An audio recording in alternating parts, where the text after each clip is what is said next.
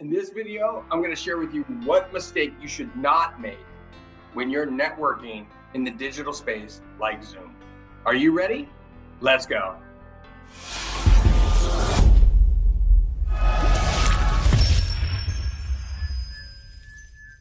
Hey there, my name is Matt Ward, and I help service-based business professionals get more word-of-mouth referrals in their service-based business through coaching, consulting, and professional speaking. If you're watching this video for the first time, I hope that you'll join me in the Get More Word-of-Mouth Referrals Facebook group. And there's a link in the description on YouTube, also on social media, and in the email I send out every week. Now, to this week's point. I want to make sure that you don't make this mistake. When networking digitally, whether it's on Zoom or Google Meets or anywhere else, you should always have your camera on if possible.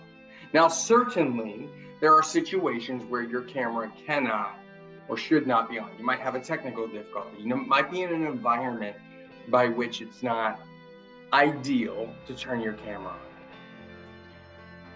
I assure you that no one holds it against you if you're a one-time offender of not turning your camera on.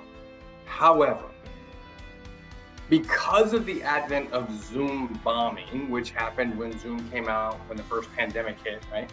The first wave of the pandemic, so to speak, and everybody was getting on Zoom, and then there was all this hacking going on. People are very cautious of those people that don't turn their camera on, especially if they're not interacting with the voice and the audio. So you want to turn your camera on as much as possible. It eliminates any concerns over the possibility. Now, we're at a stage, having the pandemic run through for over a year now, we're at a stage where people are comfortable with others not having the perfect background. It is what it is. And I think people have accepted that. It's not a big deal. You can use a virtual background if you'd like. Doesn't matter. But being on camera creates trust, because I want to be able to see your eyes. I want to be able to see that you're paying attention to the things I'm talking about with you. And I'd like to think that you'd want to see that I'm paying attention to you rather than over here doing email.